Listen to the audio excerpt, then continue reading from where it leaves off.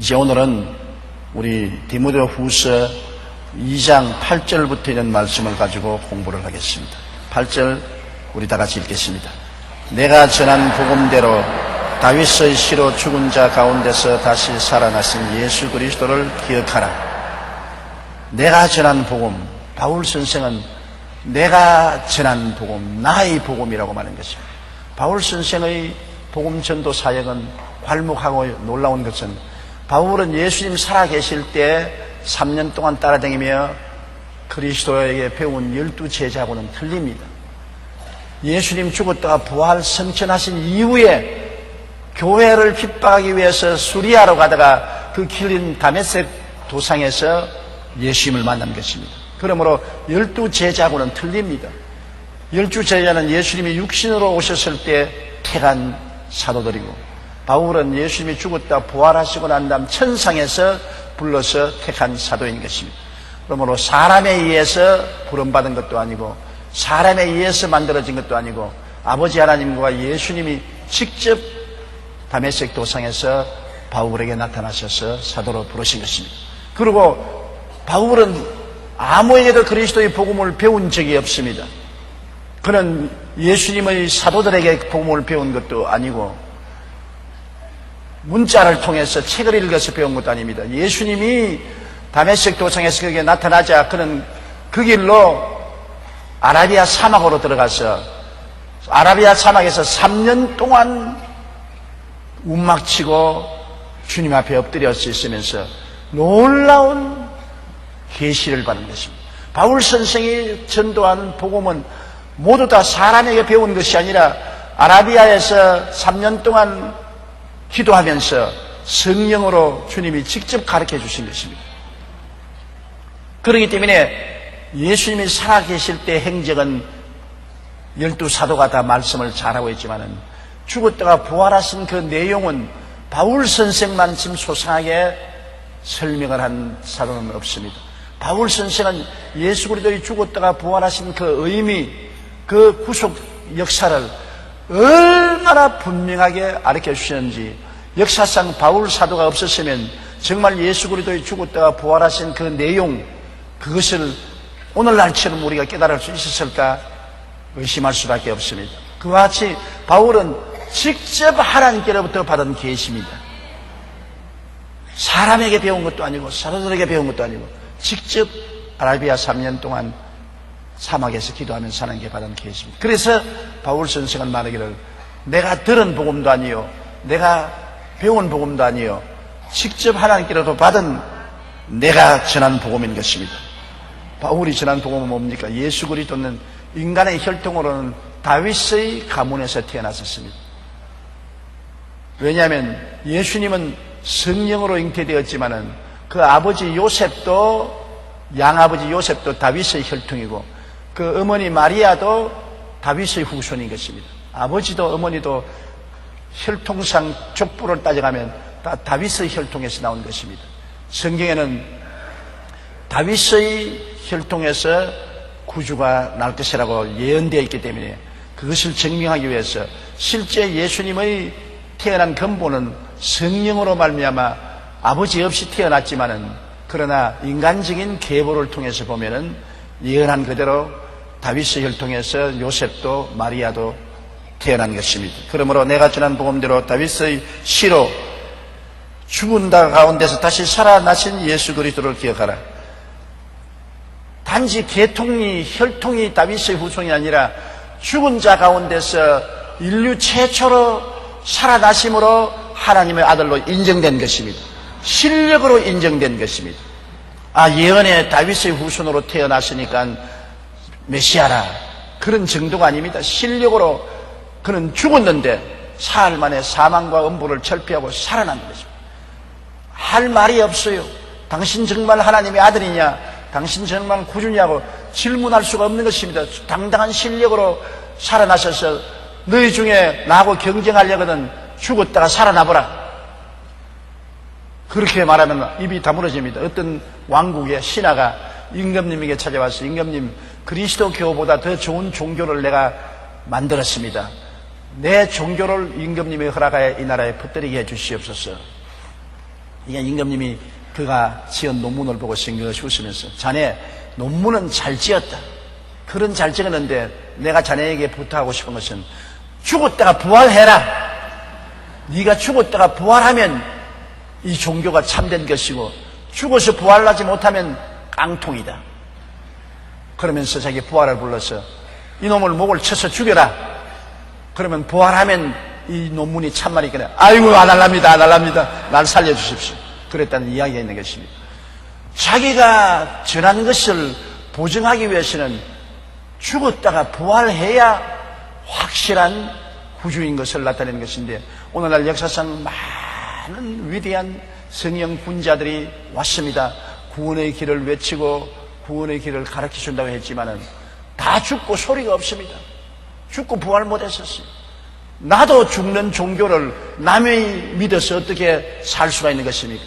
유일하게 예수님만이 구원의 복음을 전하고 난 다음에 직접 죽어서 무덤에 들어간 지 사흘 만에 부활하셔서 우리에게 나타나신 것입니다.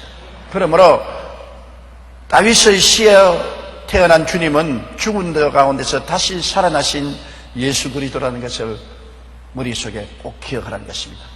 요사이 많은 사람이 자기가 하나님의 아들이라고 하고 20세기에 태어난 구주라고 하고 그런 사람 얼마나 많습니까? 이단 사설이 혈통을 대고 자기가 구주라고 하는데 우리가 기억해야 될 것은 죽었다가 부활 안 한 사람은 가짜입니다. 사흘 동안 무덤에 들어갔다가 나와야 진짜지. 그런 사람 과거도 없었고 지금도 미래도 없습니다.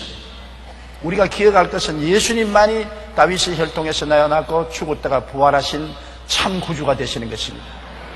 그 이외에 다른 길을 따라가면 안 되는 것입니다. 저는 이번에 일본에 가서 더욱더 느낀 것은 과거에 30년 동안 일본에 선교했지만은 일본에 복음이 들어가기가 너무나 힘이 들어요. 1억 2천만 인구 중에 명목상으로 예수 믿는 사람 100만이라 하지만은 실제로 교회에 나오고 구원받은 사람은 3, 40만 명밖에 안 되는 것입니다. 1억 2천만 명 중에 3, 40만 명밖에 예수를 믿지 않으니 얼마나 안타까운 일인 것입니까? 이 예수 그리스도의 놀라운 구원, 믿으면 구원받고 믿지 않으면 멸망받는데 이 구원의 복음이 우리 한국보다 더 빨리 일본에 전파되었건만은 일본의 영혼들이 마음을 열어놓고 예수를 믿지 않는 것입니다. 그러나 우리 한국은 짧은 기간 동안에 그리스도의 복음이 전파되어서 120년 만에 1000만 명이 예수를 믿는 기적이 일어나게 된 것입니다. 그러므로 하나님이 많은 영혼을 한국에서 선택해 주신 것은 한국에서 복음을 일본과 온 동남아와 세계로 전하기 위한 못자리를 만들으셨다고 생각하는 것입니다. 그래서 우리 한국을 통해서 일본도 복음화되고 일본의 많은 영혼이 구원받을 줄 저는 기대하고 확실히 믿습니다. 9절요. 복음으로 말미암아 내가 죄인과 같이 매이는 데까지 고난을 받았으나 하나님의 말씀은 매이지 아니하니라. 바울이 왜 헐벗고 굶주리고 고통을 당하고 감옥에 들어갔습니까? 무엇 때문에 로마의 감옥에서 사형을 기다리고 있습니까? 복음 때문에 그런 것입니다. 복음을 반대하는 마귀의 공격인 것입니다. 이 세상의 나라는 여러분 세 종류의 나라가 있습니다. 하나님의 주권에 복종하는 미국과 같은 나라인 것입니다. 대통령 취임할 때도 성경 위에 손 얹고 대통령 취임합니다. 그와 같이 하나님의 주권에 항복하고 하나님의 다스리심을 받기를 자원하는 나라인 것입니다. 그런 나라는 미국이나 영국이나 구라파 여러 나라들은 하나님의 은총과 축복을 넘치게 받아서 선진국이 된 것입니다. 하나님의 주권에 복종하는 나라. 두 번째 종류의 나라는 하나님의 주권에 관해서 무관심한 나라. 하나님이 역사하든 말든 방해 놀지 않고 회방하지 않는 일본과 같은 나라인 것입니다. 일본은 하나님 주권에 직접 저항하지 않습니다. 하나님이 오시든지 말든지 나는 관심 없다. 예수를 전하든지 안 전하든지 관심 없다. 회방 안 한다. 얼마든지 전해라. 교회도 얼마든지 세워라. 그러나 정부에서는 간섭 안 한다. 무관심주의, 하나님의 주권에 대해서 무관심한 것, 복종도 안 하고 다스림을 받지 않은 무관심주의의 나라들, 특별히 그런 나라가 일본이 중심적인 나라인 것입니다. 그러나 하나님의 주권에 대항하는 나라, 하나님의 주권을 막고서 교회를 부숴버리고 그리고 성령의 역사가 일어나지 못하도록 예수 전도하는 사람을 잡아 감옥에 가두고 죽이는 이슬람교 국가권들과 공산권 국가들, 하나님의 주권에 직접 대항을 합니다. 하나님의 주권에 직접 대항하는 소련 공산당은 70년 만에 박살이 나서 망해버리지 않습니까? 하나님 주권에 도전했다가는 흥할 수가 없는 것입니다. 하나님의 주권에 도전하면 망하는 것입니다. 예수님께서 내가 돌로 비유해서 이 돌에 부딪히는 자는 깨어지겠고 이 돌이 떨어지면 가루가 된다고 말하셨습니다. 우리 한국은 어디에 속하느냐? 하나님의 주권에 복종하는 나라는 아니고 무관심주의 나라인 것입니다. 우리 한국은 하나님이 오셔도 공항에 환영하러도 안 나가고 가셔도 빠이빠이도 안 하고 무관심주의가 우리 한국 국가의 형태인 것입니다. 복음 전해라. 교회 세워라. 방해는 안 날겠다. 그건 무관심이다. 그러나 북한은 어떻습니까? 하나님 못 들어온다. 교회 못 세운다. 전도 못한다. 말씀 못 읽는다. 적극적으로 주권에 대항하는 그러한 처지에 놓여 있는 것입니다. 바울 선생은 로마에 복음을 전할 때 로마는 적극적으로 하나님의 주권에 대항하는 나라인 것입니다. 예수 믿는 사람을 다 잡아 죽이고 교회를 다 파괴하고 엄청난 핍박을 행한 것입니다. 이러한 마귀가 주장하는 나라에 바울은 잡혀가지고서 사형은 노를 받고 죽을 날을 기다리고 있었습니다. 복음 때문에 그렇습니다. 사기쳐서 그런 것도 아니고 살인을 누명을 쓰고 그런 것도 아닌 것입니다. 예수 그리스도의 복음 때문에 잡혀서 죽음의 날을 기다리고 있는 것입니다. 또 다른 면에서 보면 하나님은 바울 선생에게 큰 상을 주려고 작정한 것입니다. 여러분, 사람이 하늘나라에 가서 가장 큰 상은 순교의 상인 것입니다. 그리스도의 복음을 위해서 목숨을 잃어버린 그 상이 가장 큰 상입니다. 바울 선생은 이미 노인이 되었습니다. 이제 지쳐서 더 일을 할 수 없을 정도가 되었으니 하늘나라 올라갈 때 1등 상급을 태우기 위해서 순교를 허락하신 것입니다. 하나님이 허락하지 않으시면 순교 안 당하죠. 여러분, 순교가 와서 피바다가 되면 순교당한 영혼들은 하늘나라에 가서 가장 큰 영광을 누립니다. 하나님이 순교의 은사를 주지 않으면 아무나 순교 못합니다. 여러분, 나 순교에 계속 목내는다고 죽이는 사람 없어요. 하나님이 복음을 위해서 죽을 수 있는 은사를 준 사람만이 복음을 위해서 죽을 수 있습니다. 하나님이 주시도 않는데 내가 스스로 자원해서 죽겠다고 나와봤자 발길로 차에서 쫓겨나오고 마는 것입니다. 안 죽어요. 그러므로 바울 선생이 감옥에 들어간 것도 복음을 위해서 고난을 받는데, 복음 전하는 바울은 감옥에 갇혀 놔도 하나님 말씀은 감옥에 갇힐 수 없어요. 왜냐하면 바울이 감옥에 있으면서 보초들에게 복음을 증거해 가지고서 보초들이 예수 믿게 말고 시자의 임금님의 가족들에게도 전도가 되어서 그 시자의 가족들 중에 예수 믿는 사람이 많고, 바울에게 근처 갔다면은 예수님이 묻어나와요. 연병 같은 사람이라 했습니다. 연병이 들린 사람 곁에 가면 병이 오르지 않아요. 바울이 얼마나 열렬한 전도자였기에 자원 바울하고 같이만 가면 예수 믿게 돼요. 그렇기 때문에 바울 선생은 내 몸은 묶여도 하나님 말씀은 묶이지 않는다. 또 내 몸은 죽어도 하나님 말씀은 죽지 않는다. 바울 선생은 2000년 전에 죽었지만은 그가 전한 복음 말씀은 지금도 안 묶이고 전도가 되고 있는 것입니다. 사람과 단체는 묶을 수가 있어도 이 복음은 성령으로 말미암아 전도되는 것이기 때문에 절대로 묶이지 않습니다. 복음은 하나님의 성령의 날개 타고 온 천하 만국에 전파되는 것입니다. 10절요. 그러므로 내가 택함받은 자들을 위하여 모든 것을 참으면 그들도 그리스도 예수 안에 있는 구원을 영원한 영광과 함께 받게 하려 함이라. 그러므로 내가 택함받은 자들을 위하여, 하나님이 부르셔서 택함받은 성도들, 바울 당시에 예수 믿는 성도들 다 보고 하나님 너희는 택함을 받았다.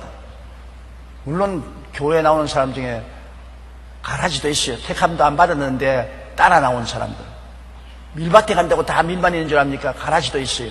보리밭에 가도 보리만 있는 것이 아니라 가라지도 같이 같은 밭에 있어요. 같은 밭에서 밀처럼 보리처럼 흔들어지지만 내용은 가라지입니다. 교회 가운데도 가짜가 있어요. 교회를 통해서 개인의 유익을 보려고 하는 사람, 또 강제로 가족들이 예수 믿기 때문에 전통적으로 끌려 나온, 그러나 마음으로는 믿지 않는 가라시들이 있어요. 그러나 99%의 성도들은 하나님이 부르고 택해서 교회에 오게 된 것입니다. 여러분은 하나님이 부르시고 택해서 마음속에 그리스도를 모시게 된 것입니다. 우리 마음이 딱딱한데 이 마음을 열어서 그리스도가 계시되게 하는 것은 성령의 역사지요. 우리가 아무리 믿으려 해도 안 믿어집니다. 아무리 믿으려 해도 안 믿어져요. 우리에게 복음을 전한다고 해서 그냥 그대로 믿어지는 것이 아닙니다. 성령이 우리 마음의 열쇠를 열어가지고서 우리 마음에 그리스도가 받아들이도록 도와주셔야 되는 것입니다. 그러므로 바울 선생이 예수 그리스도의 택함을 받은 사람을 위해서 고난을 참는다. 왜냐하면 바울 같은 위대한 사도도 고난 속에 시련을 통하는데, 우리 같은 사람들이야 고난 안 당하느냐? 고난도 혼자 받으면 괴롭지만은 함께 받으면 격려가 되고 위로가 되는 것입니다. 그렇기 때문에 매도 먼저 맞는 사람 보고 난 다음에 괜찮으면 그 다음 매를 맞으러 가요. 제가 어금니가 빠져가지고서 잘 음식을 씹지 못하는데 치과에 가니까 임플란트를 하라 그러더라고요. 이 드릴을 넣어서 박아서 임플란트를 하는데, 가만 보니까 임플란트가 이게 부어서 피가 나고 하면은 주일날, 수요일날 강단에 쓰지 못하고 우습게 되겠다 싶어서 내가 안 했어요. 그러고 난 다음 우리 총장 보고서 임플란트 해라. 임플란트 해라. 시험해 보려고. 이빨이 빠졌는데 어금니에 임플란트를 하면 볼도 족 들어간 게 튀어나오고 음식을 먹기도 좋은데 임플란트 하라. 왜 자꾸 나를 고민하니까? 좋으라고 고민하는데 왜 그러냐? 속으로는 시험을 해봐야지. 그래가지고서 임플란트를 쓰겠어요. 그런데 임플란트 하고 난 다음 내가 제일 먼저 물은 것은 아프더냐? 마취를 하고 나니까 별로 아프지 않더라. 다라라 고뭉 뚫는데 고통스럽지 않더냐? 까딱 없더라고요. 그래. 그 다음에 아침 자고 나서 부었어? 입 벌려봐. 안 부었더라고요. 그 다음 이틀 또 보고 사흘 또 보니까는 안 붓고 괜찮더라고요. 그래서 괜찮은구나. 나도 해야지. 그래서 저도 가서 임플란트를 했다고요. 임플란트 하고도 주일 설교하고 수요일날 설교하고 해도 괜찮더라고요. 먼저 하는 사람을 보면 담대함이 생겨요. 먼저 하는 사람이 아주 고통을 당하고 괴로움을 당하면 아이고 그만둬. 이가 없으면 이 몸으로 먹고 살지 뭐. 그러고 말 것인데. 고통도 많은데 바울 선생같이 위대한 하나님의 사도가 감옥에 들어가서 고난당하는 거 보니까 저런 주의 종도 고난당하면서 견뎌나가는데 우리 성도들이 고난당하는 것 두려울 것 없다. 우리도 사도와 같이 고난에 참여하는 것 기쁘다. 이 고난을 통해서 저 큰 영광을 얻는다. 우리가 그리스도와 함께 고난에 참여하면 그와 함께 영광에도 참여할 것이다. 그래서 바울 선생의 고난을 통해서 많은 성도들이 용기를 얻고 격려를 얻고 살면 그리스도요 죽으면 천당이라는 그러한 힘이 생기라는 것입니다. 그러므로 여러분 지도자가 앞서서 고난을 겪어나가면 따라가는 사람들이 용기와 힘이 생기는 것입니다. 바울이 말하기를 내가 택함받은 자들을 위하여 모든 것을 참으면 그들도 그리스도 예수 안에 있는 구원을 영원한 영광과 함께 받게 하려며 그들도 예수 그리스도 안에서 받은 구원을 후석에 부여잡고 하늘나라에 올라가서 상급을 받고 칭찬을 받기를 원하기 때문인 것입니다.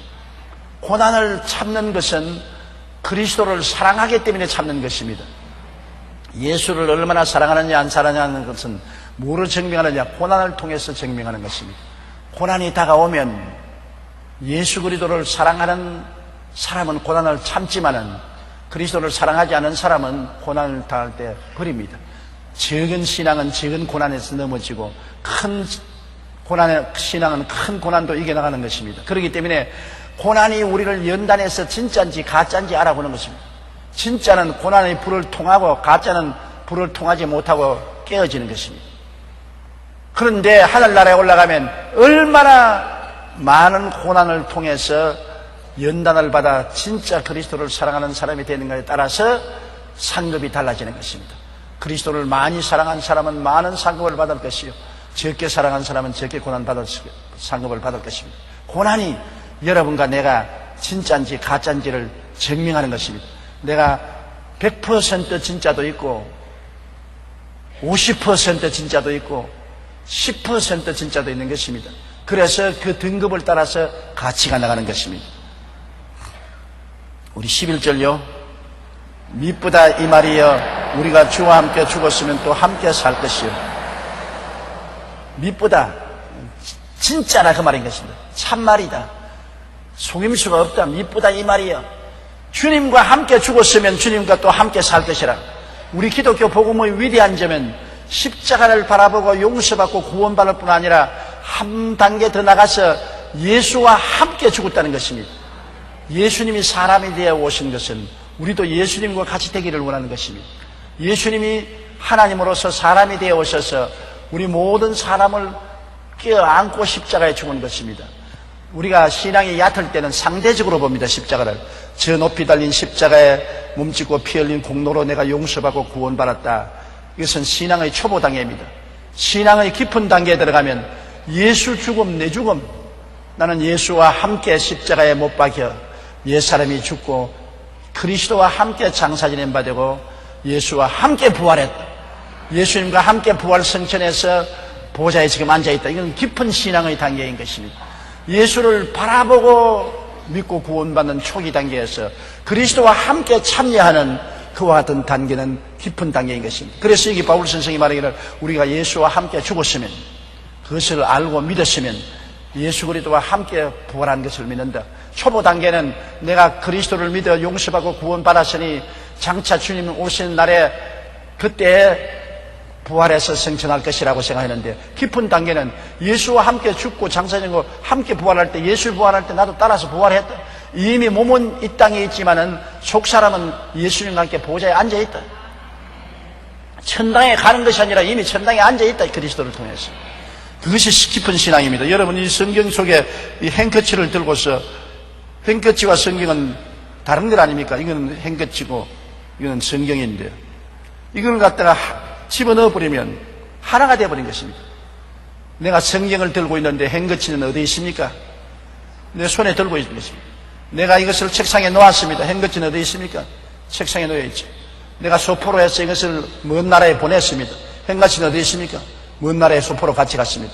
여러분은 하나님의 부르심을 받아서 예수님 안에 들어와 있는 것입니다. 예수 죽음, 즉 내 죽음, 예수 장례 내 장례, 예수 부활 내 부활, 예수 성천 내 성천, 예수 보좌 내 보좌. 그리스도 예수 안에서 여러분과 나는 모든 것을 누리게 되므로 그 영광이 말로 다할 수 없지요. 그러므로 그리스도와 함께 죽었으면 우리가 함께 살 것이요. 12절요. 참으면 또한 함께 왕노로 갈 것이요. 우리가 주를 부인하면 주도 우리를 부인할 것이라. 참으면, 고난을 참고 믿음을 굳건히 잡고 있으면 나중에 주님과 함께 만왕의 왕, 만주의 주로서 온 세계를 주님 다스릴 때 함께 다스린 것입니다. 예수님이 우리의 남편이고 우리는 예수님의 아내가 되었으니 부부 일치 아닙니까? 주님이 다스리면 함께 그리스도와 다스리게 되는 것입니다. 그러나 우리가 이 땅에서 고난당하고 괴로울 때 주를 부인하면 주님도 우리를 모른다고 하는 것입니다. 입술로 시인하는 것이 얼마나 중요하냐면 사람이 마음에 믿어 의롭게 되고 입으로 시인하여 구원에 이릅니다. 난 속으로 믿는다. 그거는 수정란이 아닙니다. 계란이 병아리가 될 수 없습니다. 속으로 아무리 믿어도 입으로 내가 그리스도를 시인해야 구원에 이르게 되는 것입니다. 속으로 아무리 병이 나았어도 입으로 나는 채찍에 맞으므로 나았다고 시인해야 치료 역사가 실제로 일어나는 것입니다. 내가 기도를 하고 마음속에 응답받았다고 믿어도 입으로 나는 응답받았다고 시인을 해야 응답의 역사가 일어나는 것입니다. 하나님을 아무리 믿어도 산이 옮겨가지 않습니다. 이 산들을 명하여 바다에 던지라 말을 해야 되는 것입니다. 그러면 산이 옮겨가는 것입니다. 그러므로 입술의 말과 마음의 신앙은 이런 상관관계가 있는 것입니다. 내가 예수를 잘 믿다가도 입술로 그리스도를 부인해버리면 그건 버림받고 마는 것입니다. 그렇기 때문에 공산당들이 내려왔을 때 목사나 장로를 세워놓고 예수를 안 믿는다고만 하면 살려주겠는데 예수를 믿는다고 시인하면 총살하겠다. 아주 간단한 일입니다. 나 안 믿는다고 하면 안 죽겠다는 것입니다. 그러나 내가 안 믿었다고 땅에서 부인하면 하늘에서도 생명책에서 지워지는 것입니다. 보통 문제가 아닌 것입니다. 땅에서 내가 믿으면 끝까지 입술로 믿는다고 고백해야 됩니다. 그 때문에 수많은 사람이 순교당했죠. 로마 시대에도 그 많은 사람이 순교당한 것은 안 믿는다고 말만 하면은 놓아주었습니다. 죽더라도 예수를 믿겠다고 하는 사람들은 죽였습니다. 왜? 구원은 입술로 붙잡고 있는 것입니다. 입술로 부인해버리면 구원은 다 놓쳐버리고 마는 것입니다. 그러므로 내 말로 내가 묶였으며 내 말로 내가 사로잡혔던 말은 얼마나 중요한지 모릅니다. 땅에서 말로서 묶으면 하늘에서 묶여지고 땅에서 말로서 풀면 하늘에서 풀려지는 것입니다. 그러므로 말 조심해야 돼요. 말이 우리의 씨앗이 되어요. 말로서 부정적으로 말하면 모든 믿음은 다 무효가 되고 마는 것입니다. 말로서 긍정적으로 말하면 마음에 믿은 것이 이루어지게 되는 것입니다. 우리 크리스찬들이 살면서 말하는 것이 얼마나 중요한 것을 아무리 가르쳐도 신중하게 생각하지 않습니다. 말을 마음대로 해요. 그래서 아주 믿음도 아니고 믿음 아닌 것도 아니고 뒤죽박죽이에요. 일방적으로 변함없이 내가 그리스도를 믿고 그 말씀을 믿고 기도했으면 입술로 시인해야 되는 것입니다. 따라 말씀해. 사람이 마음에 믿어 의에 의르고 입으로 시인해야 구원에 일어나니라. 마음에 믿고 입으로 시인해야 되는 것입니다. 이거는 언제나 손에 손을 잡고 걸어가는 것입니다. 두 다리와 같습니다. 마음에 믿고 입으로 시인하고 그러면 앞으로 전진하지요. 마음에 믿고 입으로 시인하지 못하면 자빠지지요. 많은 성도들이 기도하고 난 다음 자빠지고 기도하다 나면 자빠지고 앞으로 못 나가요. 입술로 부인하기 때문에 그런 것입니다. 우리는 엄격하게 입술로 시인을 해야 되는 것입니다. 특별히 병들어서 고생하는 사람, 열심히 기도하고 기도원에 가서 기도하고 마음에 믿음이 생겼습니다. 믿음이 생겼는데 아직 몸에 안 나타나니까 안 나았어. 나는 아직까지 병들어 있어. 그럼 마음의 믿음도 다 취소입니다. 그러나 마음의 믿음이 들어왔으면 눈에는 아무 증거 안 보이고 귀에는 아무 소리 안 들리고 손에 잡히는 거 없어도 나는 마음의 믿음대로 나음을 입었다. 없는 것을 있는 것 같이 불러야 되는 것입니다. 아브라함을 아브라함, 많은 민족의 조상이라고 불러야 되고 사례를 사라 여주인으로 불러야 되는 것입니다.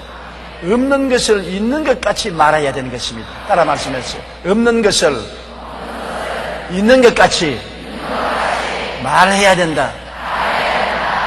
그러면 하나님의 역사가 일어나는 것입니다. 이러기 때문에 정말로 주를 부인하면 그만 구원도 다 취소되고 하늘에서도 부인하고 마는 것입니다.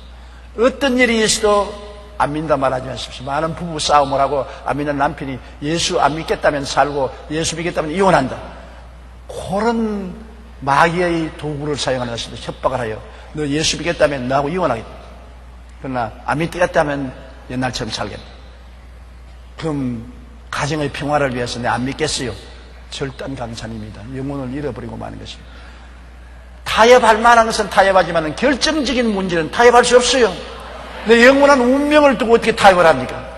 나는 그냥은 다 당신하고 함께 협동해서 잘 살겠지만은 예수를 믿으면 이혼하겠다면 그것은 타협할 수 없다.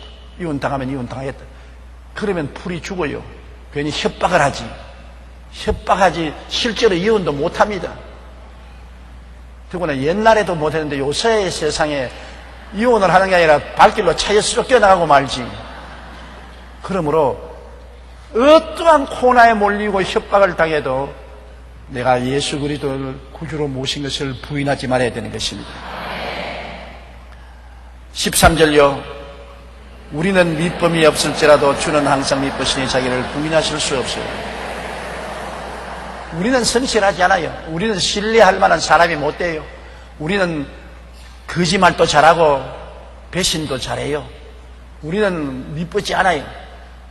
예수 믿고 난 다음 밑본 사람이 되려고 노력을 늘 해요.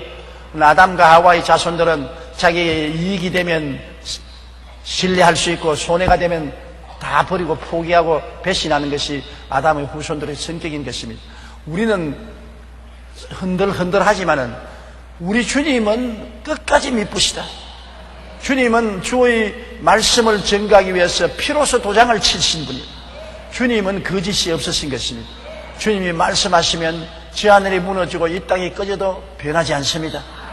주님은 변하지 않기 때문에 우리가 그 변하지 않은 말씀을 잡고 기도할 수 있는 것입니다. 우리 기도가 했다가 그만두었다 하지 말고 주의 약속에 있으면 그 약속을 믿고 끝까지 매달릴 수 있는 것은 아무리 태풍이 와도 움직이지 아니하고 아무리 지진이 와도 무너뜨리지 않은 것이 예수님의 말씀인 것입니다. 우리가 예수님의 말씀을 가졌다는 것이 얼마나 행복한지 몰라요. 예수님의 말씀이 우리 속에 있으므로 우리는 굳건하게 설 수가 있는 것입니다.